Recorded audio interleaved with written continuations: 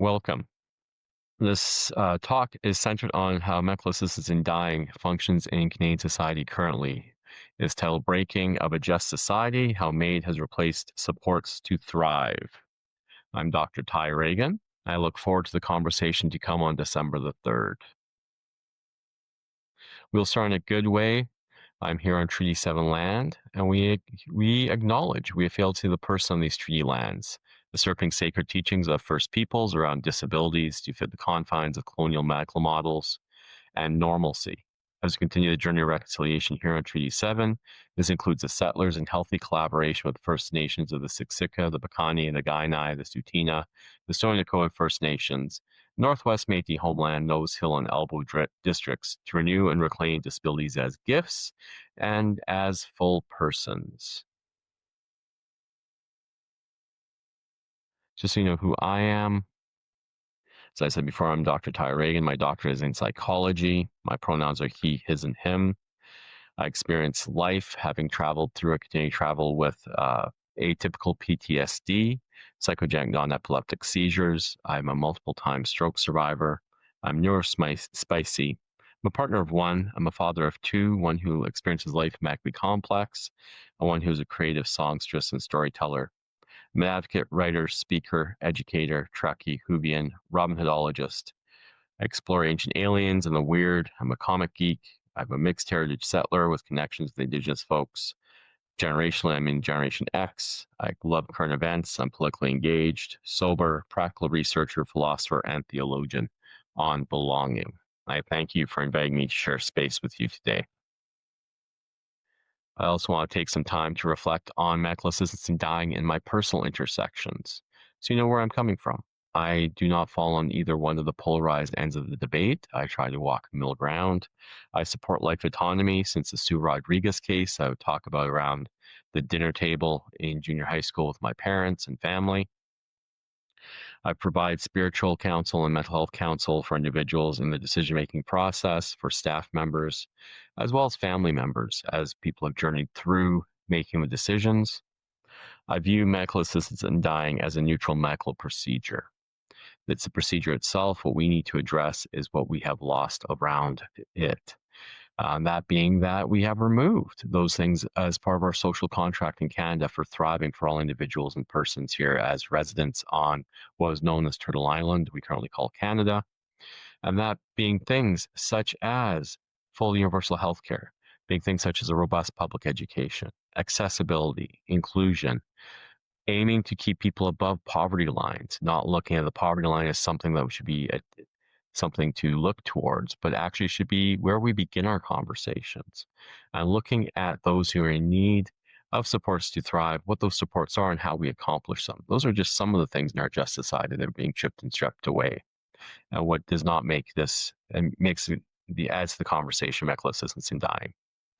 And we consider reasons intersecting this with the just society. And I also, too, as with quite a few individuals, have had an experience an unprovoked offer of MAiD from a clinician, just so you know. So those are some reflections on the MAiD experience.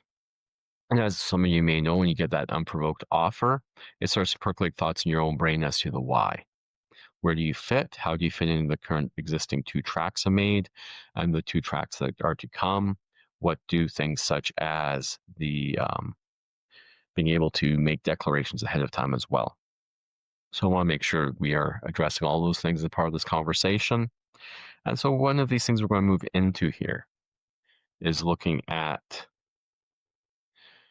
some facts and tracks, I call it, because too often we have one side of the debate on MAiD very much assumes there's complete life autonomy and there is no bias involved in individuals around the person making the decision or forming that decision, possibly unbeknownst to even individuals coursing the decision, as well that clinicians are completely neutral. And of course, on the other side, we have this idea that it is MAiD itself is evil or completely wrong, and that needs to be usurped, and certain tracks coming online need to be stopped through this very much patriarchal parental mindset we have around persons with chronic conditions, disabilities, mental illness, that they are unable to make their own decisions. And let's not forget that even though we exist in a world where our one province in Alberta, the premier's just instructed the justice minister to intercede in areas outside their scope and try and stop and place limits on how one can access this. But at the same time, has a survey about with a question that came through this past year, asking whether or not loved ones should be able to take someone to court over their decision for MAiD if they disagree with it. And of course, that is playing on the bias that most would assume they would disagree on someone wanting MAiD, not actually understanding that it could actually be the opposite, in which they want the person to access MAiD and the person has decided no. So it's actually removing the person's informed consent. So there's those little play with words as well. So what do we know about MAiD? Well, those who are of a certain vintage or generation may remember Sue Rodriguez in the 90s, who petitioned to end her life on her own terms with ALS. The courts told her no, and it was a very moralistic decision making by the courts at that point in time. And the most probably unique mystery in Canadian life, a woman who could not access the mean by herself, met with her MP and folks in her own place. This, of course, was Fed Robinson, and she passed away by her own hand, according to the medical examiner. And then we have Robert Latimer later in the 90s, a farmer in Saskatchewan, who chose to end the life of his daughter because he thought his daughter's life, because of her severe disabilities, was too cruel and hard and painful. So you have this choice of one who wanted and one who was convicted, who chose for another. And these were the two major cases in Canada. If you use the decision, of course, there's others. And by 2016, medical assisted dying was removed from the criminal code and placed within the auspices of Health Canada. There's the parliamentary recommendations. There's also Supreme Court decisions that speak to what needs to happen with our MAiD laws, because even when they were brought into effect, the Canadian government did not follow through fully on the decisions of the courts. Currently, we have two tracks. There is one for a person with chronic conditions whose death is imminent, and there is one for persons with disabilities or disability whose death is not imminent. As of 2024, 40,000 Canadians have chosen to end their lives via the procedure. And keep in mind, with disabilities being added, this was based on other jurisdictions such as the Netherlands that have medical assistance in dying, and 0.2% of the persons accessing MAiD would use the disabilities track. In Canada, we have had a 200% increase in that, with 20% of MAiD applicants who are successful being persons with disabilities. And that speaks to the break in the just society and the lack of access for services. And I will get to that as we explore the actual statistics tracked by our federal government and speaking to what actually needs to happen through the different constitutional levels of power to remedy the situation.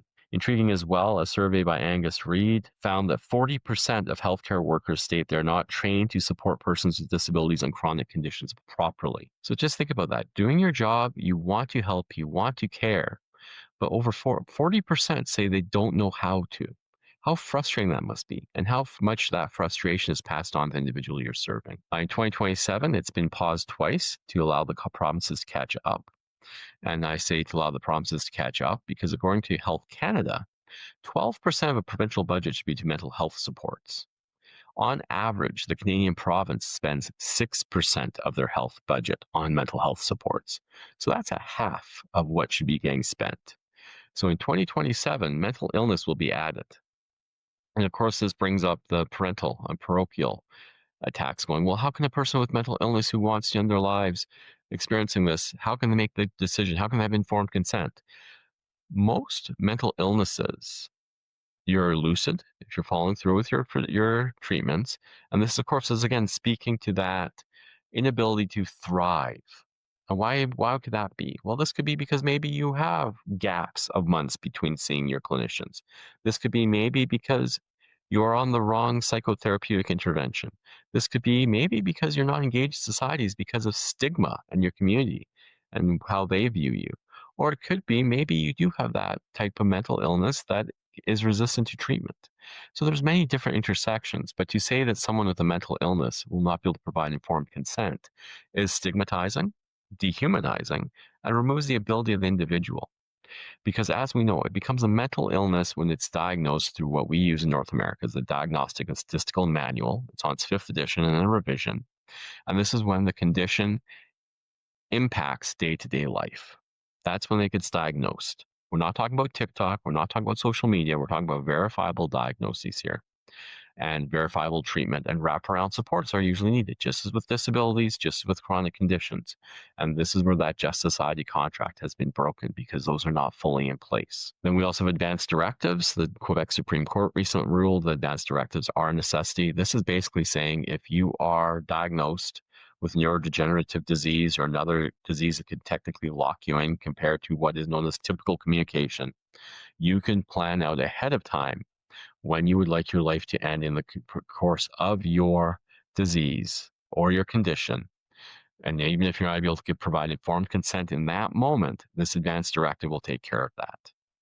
This conversation, of course, may be resurfaced in your online spheres due to Robert Munch's current choice to have ended his life where it is now because of dementia. He would have had a bit more time using an advanced directive. And still under consideration, and it's used in other jurisdictions such as the Netherlands. And a very slim percentage there, but think of what we've already seen in Canada with the expansion, the expansiveness, because of the division of powers constitutionally, who controls what? Mature minors. Now, the other two jurisdictions that have this, there, I believe, if I remember the statistics correctly, maybe there's been 5 to 8 mature minors that have opted to use this in the time that it's been in existence with those jurisdictions. This means between 12 and 17, the guardian, I'm going to use the term guardian because we want to frame it legally, because sometimes, yes, parents will struggle, but we can't guarantee a parent will choose one or the other. And a guardian could be because they're in care of a government service or another person. The guardian can provide the informed consent for the medical procedure. I don't know what your province's history is with kids in care, but in my locale of Alberta, we have a challenge of children dying in care in Alberta. And so I do want you to consider that. Wherever you fall in life autonomy, this is not providing what the individual from 12 to 17 is wanting. There's that informed consent piece by the guardian. So keep that in mind as well. And going back to the Angus Reid survey, I just want to touch upon that this intersects with what I shared about my experiences with MAiD. 6% of Canadians have stated they know a loved one who was offered MAiD without asking. So 6% of 40 million people. That's a fairly good chunk of people. Of those offered without asking, because you're not supposed to be offered it unprovoked, this is what makes us a MAiD-friendly country. 1 in 3 accepted the offer. We don't know what the process was with the other 2 in 3, because provinces collect information why people come to that decision differently. But from what we know from this survey, and keep in mind, Health Canada does stipulate access to MAiD, but then each province or territory administrates that procedure individually following the guidelines laid out by Health Canada. On average across Canada, there's an 11-day turnaround from request to procedure. But also keep in mind, when I point out Health Canada and then the provinces and territories, there's 14 health jurisdictions involved in any health procedure in Canada. And access is the key component, because if you're not able to acquire MAiD in your own province, you may be able to move to another province if you have the means and acquire it there. So aside from the condition, this is from the most recent, so the 5th report on medical assistance in dying in Canada for 2023, available from canada.ca. This is figure 3.6, as they report what nature of suffering, opposed as on top of the chronic condition and the disability. And keep in mind, this is up to each province that tracks this. So it's not a complete snapshot, but as you can see through the coloring there, the bar on top is track 1, the bar on top is track 2. So track 1 is chronic conditions, track 2 is disabilities.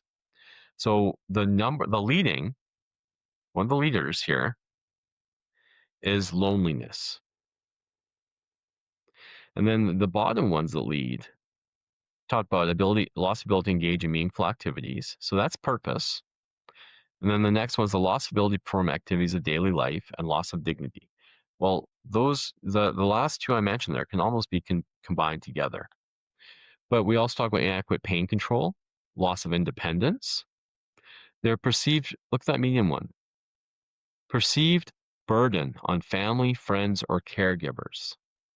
And now we think back because professionalized caregivers, 40% of professional caregivers have said in a survey they are not properly trained. What happens with family and loved ones? What happens to the burnout rates?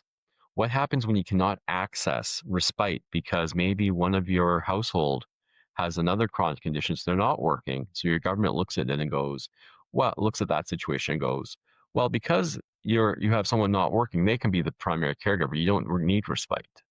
Not looking at the individual specific and how this can help them flourish in community. The adequate control of other symptoms or concerns about it. And what the emotional distress or anxiety or fear. Think about that. This may not only just be from the individual themselves in this journey, but those around them can feed into that and may help them, may create that decision, even if the person doesn't realize it, because we are connected, interdependent people. So all those things are at play. And that's all part of the social contract. That's all part of belonging, community, connectivity. Those are all the key things that help us thrive. And then one of the things that the government has full control over is poverty. Now, this snapshot from the same report, 4.5, neighborhood income quintiles. So this is breaking down those who have access MAiD and where they exist on the poverty scales. You will notice with track 2, 30% of respondents are in poverty. Although the second level there, the bottom half it's a poverty issue. And you have to wonder what happens, what would change if our Canadian disability benefit actually pushed boundaries and said this was in place. Provincial governments cannot claw it back, as we're seeing in Alberta. And it's not just set $200. What if we had a miracle world where Singh leveraged his agreement and forced the Liberals to actually be expansive and aspirational here and say this amount will top up to whatever the poverty line is in those provinces? Because even though Alberta likes to brag about having the highest level of disability entitlement with our AISH, which is going to become a gong show in itself with our ADAP program coming July 2026, and all people being moved off till they can reprove they're disabled. What is missing is that each jurisdiction's poverty line is different. Even within a province, that level of needing to thrive for income is different. And this is where that set median income piece is even more challenging, because somebody with disability in Vancouver or Victoria compared to Lethbridge, Alberta, compared to Montreal, compared to Nunavut, is going to need a whole other level of income support to thrive. And so the poverty piece, that burden piece, those are jurisdictions that fall within the scope of provinces. That's healthcare. That is government entitlements for disabilities.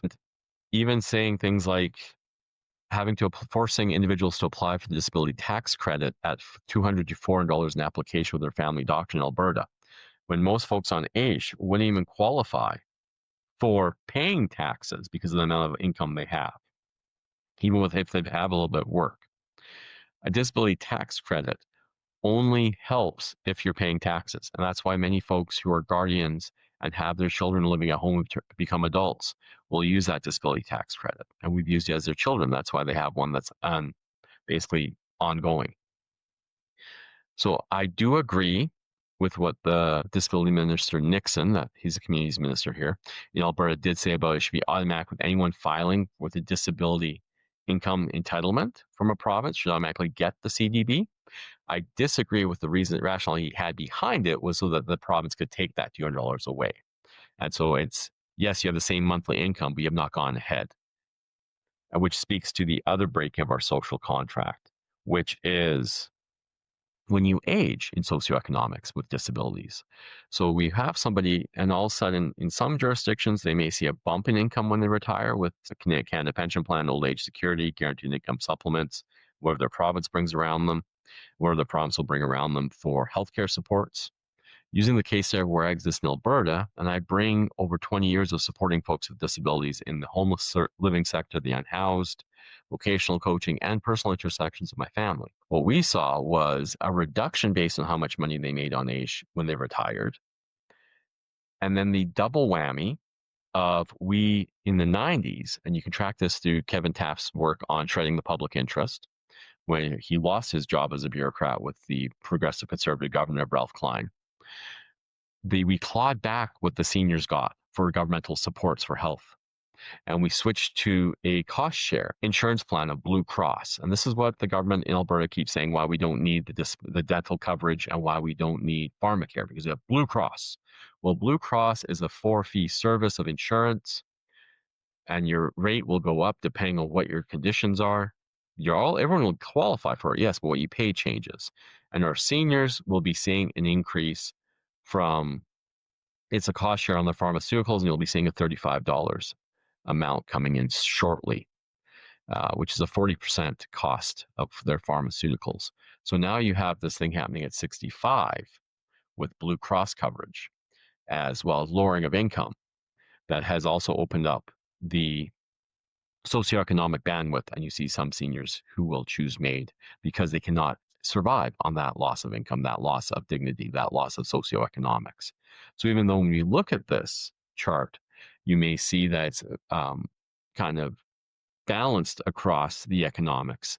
When you start to unpack decision-making processes, those are where they're different. And the alleviation of socioeconomic distress, the alleviation of poverty, is one of those things that the Just Society would have removed to make MAiD more and more neutral and life autonomous decision, as opposed to a systemic implementation upon the person. And that's the breaking of the social contract. So we talked about privatization of services. We're seeing this more and more in Alberta. Our healthcare system has been broken into 4 umbrella organizations. Nobody's really sure how they talk to one another. Activism organizations that help to raise the voice of persons with disabilities or chronic conditions were defunded. And we also have seen other things that shrinking funding sources. In Alberta, we have PDD, we have other third-party government services such as that then fund programs. Part of the common sense revolution here in the 90s was moving a lot of services off government dockets as one big monolith ministry, and empowering and funding the charitable nonprofit sector to take those on. The challenge with that is it creates wait lists. The provincial response currently in Alberta as a case study is they've stopped sharing the wait lists or counting the wait lists. They do not record anymore who passes away on a surgical wait list in our province. We haven't seen an update on how many children are awaiting FSCD. That's the funding for children with disabilities to thrive in schools and life in several years. And with PDD, you're promised basically a support contract, and they will not fulfill all those pieces. It's not a contract, it's sort of an agreement, and we'll see what we can do. And then you have to prove your case when it comes to receiving that funding you were promised when your child turned 18. So these are things that talk about that, and as we talked about socioeconomics with the Blue Cross and Seniors example in the previous slide. What are supports for persons with disabilities, persons with chronic conditions across the lifespan, cradle to grave?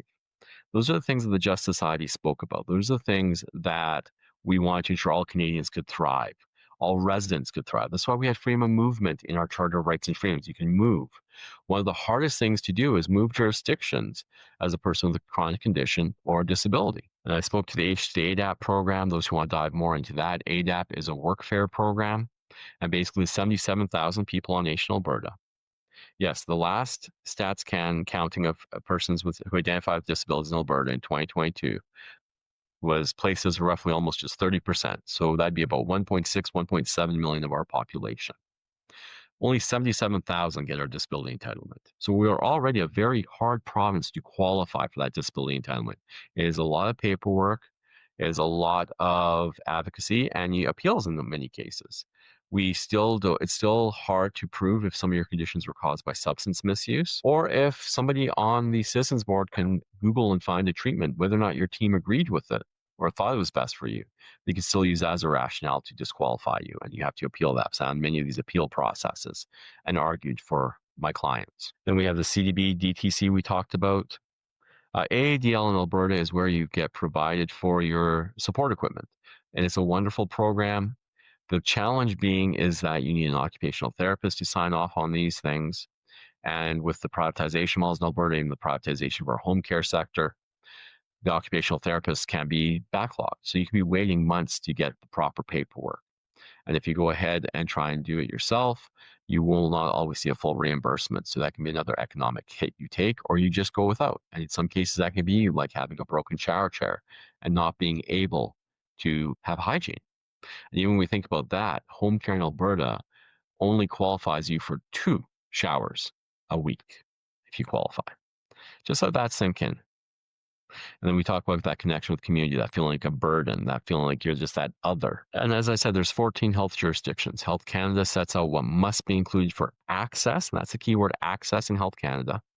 And then the other jurisdictions fill that in, disability jurisdictions as well, and indicators. One of the challenges, of course, with this type of model is that when it comes to also when we talk about the moving forward into the lifespan development, long-term living, COVID opened that up. Where else did you hear about the Army having the armed forces be sent in to respond because the privatized long-term care facilities had failed our loved ones? That's where we saw our most rapid deaths amounts. Well, of course, also speaks into breaking the social contract, where social capital originally was defined as your connectivity and your connections in community. And we saw that being brought very sharply into focus by Premier Kenney's, of Alberta's discussions in the Alberta legislature, where he decried that those who died were over their life expectancy, so it was expected. They tried to distract with comorbidities, and they also talked about low social capital by defining social capital as only that as what you paid in taxes and participate in the economy with. So again, just defining more as your only value being a dollar value, which speaks to some of those ancillary choices in seeking out MAiD. And so, of course, these leading to the authentic concerns that you may start seeing around mental illness in mature minors and how this focus on the only purpose one has in life is employment, tax paying, and that we must be able to pay for our own services because those services are not there for the common good, as we saw in our Just Society social contract with healthcare, but they are only there to make money for corporations. We've seen the outcomes of these things in our neighbors to the south. And I do challenge and push back on why we're bringing this into Canada. Alberta tried this. It was called the third way under Ralph Klein. Friends of Medicare and Albertans pushed back. We need to get back to that pushing back and that concept that we as individuals matter. Vaccines are safe. A person has intrinsic value for being a person. And all these things speak into life autonomy, because without that life autonomy, you're not making an authentic, informed consent decision for a medical procedure. You're being coerced by whatever other factors are around you driving that decision. It's that coercion that is wrong and moves medical assistance in dying from a neutral medical procedure, like your appendix being removed, gallbladder surgery, treatment for cancer, any of those sorts of things, or even the hysterectomy or treatment for endometriosis. Those neutral decisions, those neutral things that help for life to thrive, for life to be good. These are the different intersections that cause it so that you are forced or coerced into a decision you may not want to make, but you think it's the only viable alternative for you. And that's where my concern is with where we have with mature minors and how we talk about folks as either being debits or credits on the government bank statements, in which we already know that's a fallacy because the amount of debits actually increase our credits. It's just hard to make the tangible connections in black and white for a tweet level 240 character statement in our society. So is there hope? I do think there's hope. I want us to educate. I want us to understand medical assistance in dying. I want us to be able to articulate the whys behind it and what is necessary to alleviate actual suffering, to alleviate poverty, to alleviate loneliness, to intersect with all those things, to increase dignity, and how that happens. I've given you some of those ideas. Some of it is just renewing what we've stripped away and then growing from there. Because this isn't just the responsibility of those with lived experience and those intersect. It's also the responsibility of all Canadians to carry the educational format forward and advocacy. Make these ballot box questions on what our just society is about. Make government entitlement ballot box questions. Make actual universal health care. Force the conversation on expansion and approval of pharmacare nationally.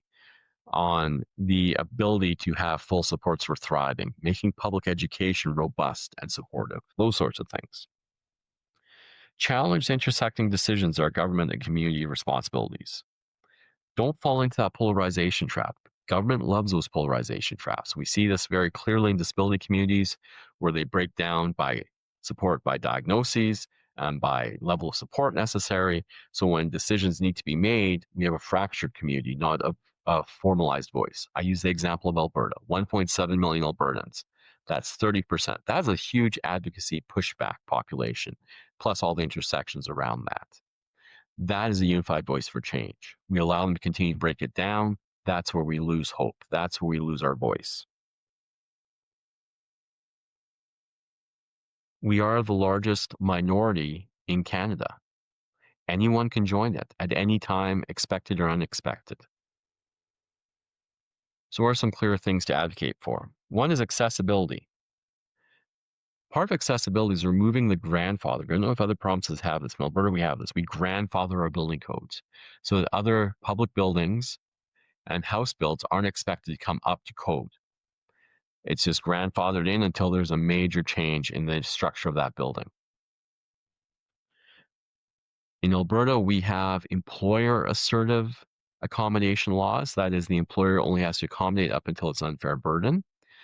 Shift that to a person assertive model, where it's up to the person's accommodations take precedence.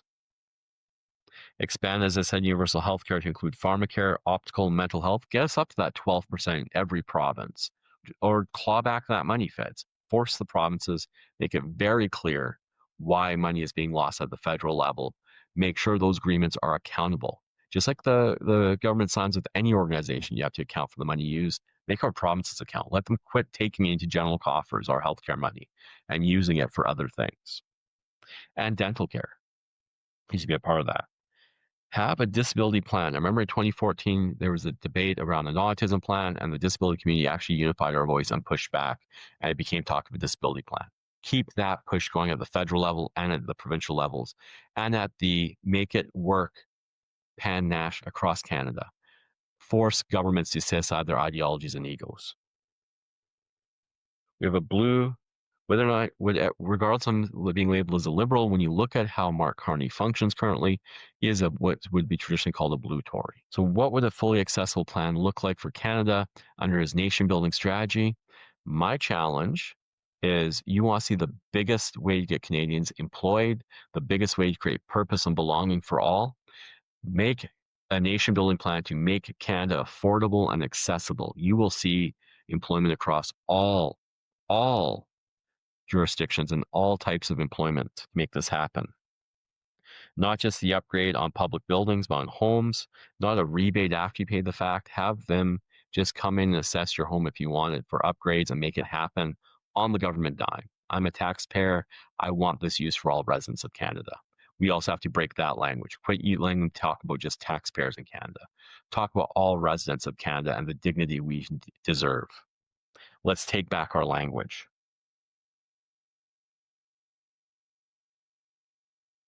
And we also need to shift from identity-centered employment to purpose. Let's talk about people's purposes. Some of that may be an employing job. Others may be their purpose of connectivity, their purpose in what they're doing volunteerism. Purpose is different than how I pay my bills sometimes. But let's get to that purpose, because once you talk about purpose, we renew what the authentic definition of social capital was. And by doing that, we change things for the better. What brings joy and is positive in our communities? I get advocacy groups like Dying with Dignity Canada, Cardis, the Evangelical Fellowship of Canada, and all the others who are trying to polarize this debate on medical assistance in dying at the table to say, this is what we know from the statistics. How about you all focus on the things outside of the procedure itself to use that advocacy money forward to make this country better and a better and healthier and more informed choice for all citizens. So this isn't something that can be weaponized for those who are struggling and fit the tracks.